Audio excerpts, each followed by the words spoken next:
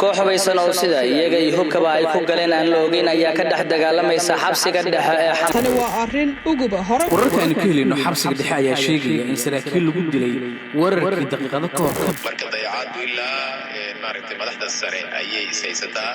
oo aan ka reebeynin madaxweynaha ka dhacay xabsiga dhexe magaalada muqdisho oo kan ugu weyn dalka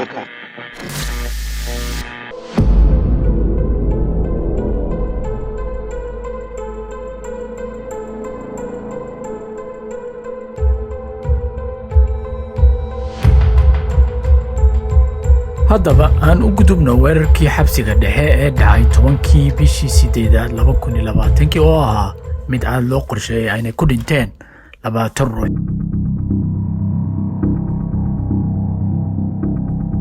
taariikhdu markay ahayd 6dii bishii 8aad 2020 ayay shireen koox maxaabiis ah oo ahaa kuwii soo agaasimay fuliyeyna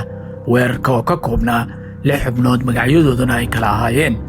كو مبارك إبراهيم إلو بحصدي لبو أسد عمر إبراهيم سنبوس حيران عبد الله الشيخ حسين قال مدلقو ما نيسو حيران إبراهيم محمد كماديد ليبان إبراهيم بري واريكو يصالات حسن بولي تمجلع وكو جيريو دي واركا شان كميدا محابيستا يا كودا حرنا قول لمركيسو يهي لح هالكا متكسو هارينا وكو حرنا قول كالي أينا تليفون كودا حريريين صاحباديس محبوس magaciisa la yiraahdo Maxamuud Foorkas oo ku xirnaa qolka 10aad oo isaga xabsiga ka dhaxwaday ganacsi isagoo kaashanayay qaar ka mid ah ciidanka xabsiga ilaaliya ayaa 7dii bishii 8aad 2020 alaab uu ku ganacsado banaanka ka dalbanayay gamaadiid oo ka mid ah ragga weerarka abaabulayay ayaa wuxuu Maxamuud Foorkas ka codsaday in alaabta uu dalbanayay uu ugu soo daro alaab isaga u tahlay ceelasha biyaha alaabtaas oo gamaadiid dalbaday waxaa ku dhex qarsanaa bambooyinka gacanta iyo bastoolado ay kooxda weerarka abaabulaysay u qorshoosaneed inay weerarka ku fuliyaan Maxamuud Foorkas wuxuu aqbalay codsigii gamaadiid sida xog aad loogu kalsoonaan karo ay kay media u soo sheegtay xilligii ay ku jirtay baaritaanka barnaamijkan Maxamuud Foorkas wuxuu la xiriiray xaaskiisa una sheegay inay alaabtii laga codsaday ay ka soo qaado ceelasha biyaha ayna u geyso wiilo waatii u yahay si ugu soo daro alaabta isaga loo soo dhiibayo wadaha mootobajaajka alaabta loogu soo dhiibo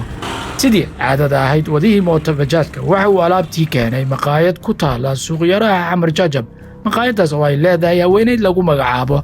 Xaawo Cabdiraxmaan Axmed waxaa la ogaaday in arrimahaas ay fududeeyeen dad ciidamada ka mid ahaa oo maalintaas shaqada ku qorna waxaa hadda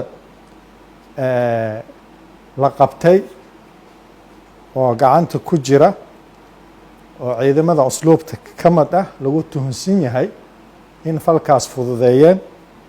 masme ahe ay sameeyeen dayacaad waajib 12 ciidanka usluubta ka mid ah saraakiil iyo ciidanba iskugu jiraan qaybta labaad ee barnaamijka waxaan uga hadli doonaa qaabka xabsiga loo soo geliyay bambooyinka gacanta iyo bastooladaha kala soo bogga Kate Media Online toddobaadka soo socda